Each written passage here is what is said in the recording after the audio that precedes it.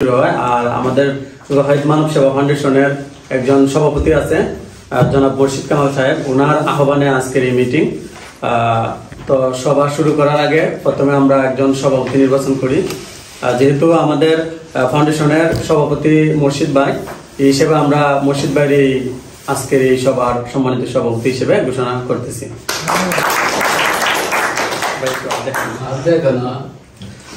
এবং আজকের এই সভা পরিচালনা করার দায়িত্ব হিসেবে আমাদের লোহাইত মানব সেবা ফাউন্ডেশনের প্রতিষ্ঠাতা জনাব আনোয়ার হোসেন সাহেবকে আমি অনুরোধ করতেছি আজকের সভা পরিচালনা করার জন্য। এবং আজকের যে আমাদের বিষয়বস্তু হবে, যেহেতু আমাদের মাসিক মিটিং এর পাশাপাশি আমরা আজকে আমাদের এক ভাই, আমাদের সদস্য জনাব সজীব মিয়া আর হাতের অপারেশনের জন্য আমরা আজকের এই মূলত আলোচনাটা কিভাবে ওনার অপারেশনটা করা হবে, ব্যয়বহুল যে খরচটা কিভাবে আসবে, এই নিয়ে আজকের এই আলোচনা। তো আমি অনুরোধ করব আজকে এই আলোচনা পরিচালনা করার জন্য আনোয়ার ভাই। আর সবাই কথা বলবেন, কিন্তু একটু সভাপতি সাহেবের অনুমতি ক্রমে অথবা আমরা ওই সুযোগ দিব, একজন করে সুযোগ দিব।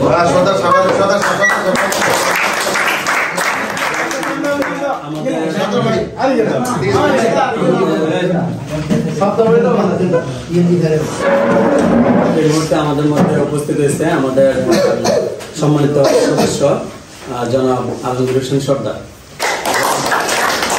সম্মানিত সদস্য জনাব শামীম সাহেব,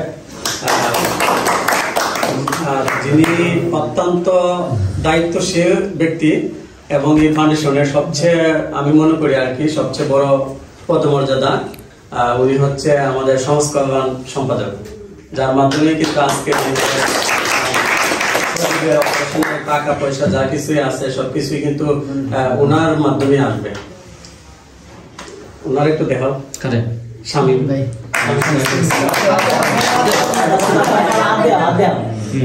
আচ্ছা, যাই হোক, আমরা আসলে নতুন, হয়তো অনেকে বিদেশ থেকে দেখতেছেন বা দেশ থেকে দেখতেছেন, আমরা কিন্তু ওইভাবে কার্য পরিচালনা ঠিকভাবে করতে পারি না। হ্যাঁ, ওইগুলো আমাদের কমা দৃষ্টিতে দেখবেন। সর্বপ্রথম আমি সবাই সালাম জানাই, আসসালামু আলাইকুম। যারা অন্যান্য ধর্মে আছেন, হিন্দু যারা আছেন, আমার পক্ষ থেকে শুভেচ্ছা এবং আদাব।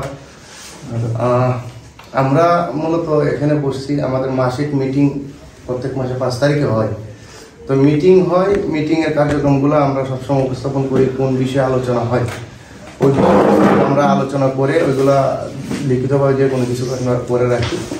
তো আমি পরিচালনায় তেমন পারদর্শিক না, তারপরও চলার ক্ষেত্রে গ্রাম্য ভাষায় এবং আমরা এক পরিবার হিসেব করে কথাবার্তা জাস্ট, কারণ আমাদের এখানে ওই রকম স্ট্যান্ডার্ড কথাবার্তা বলার কোনো প্রয়োজন আমি মনে করি আমার দ্বারা হবে না, আমি ওই পরিস্থিতি বা ওই পর্যায়ের লোক না। এখন মূল বিষয় হইল আজকে আমাদের যে মেইন টপিক বিষয়টা হচ্ছে আমাদের যে সজীব জাহাঙ্গীর, একটু সজীবরে দেখাই দাও তো। সজীব কোথায়? এই সজীব। আচ্ছা,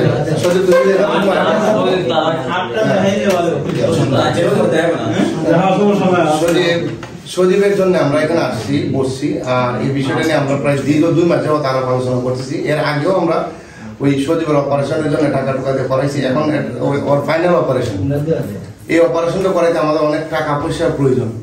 তো সংগঠন মানে কি? সংগঠনটা হচ্ছে আমাদের লোহাইত মানব সেবা ফাউন্ডেশন, মানে আমরা মানুষের কল্যাণে কাজ করার জন্য।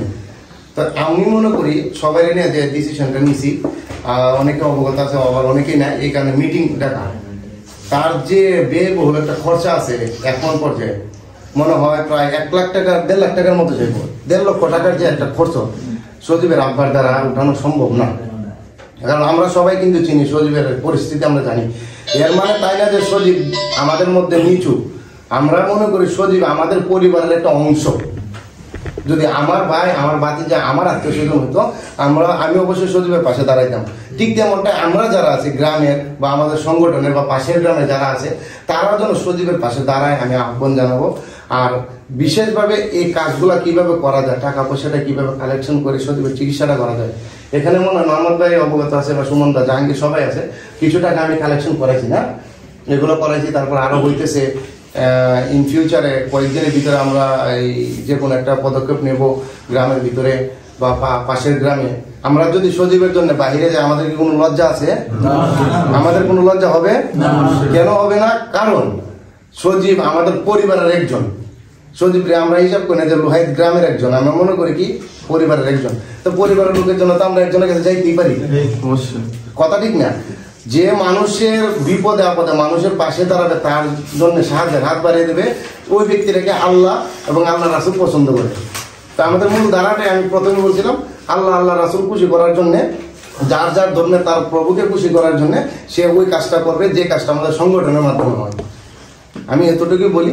এখন বাদ বাকি যা আছে আমাদের মাহমুদ ভাই আছে, সুমনরা আছে, যারা যারা আছে ওনারা যেন এটা ভালোভাবে করে নেয়। আমি বিশেষভাবে মাহমুদ ভাইকে বলবো সামনে যে কথাবার্তাগুলো আপনার মাধ্যমে যেন সবাই জানতে পারে, বুঝতে পারে, একটু বুঝিয়ে বলেন। আমার দ্বারা এতগুলো বলা সম্ভব না।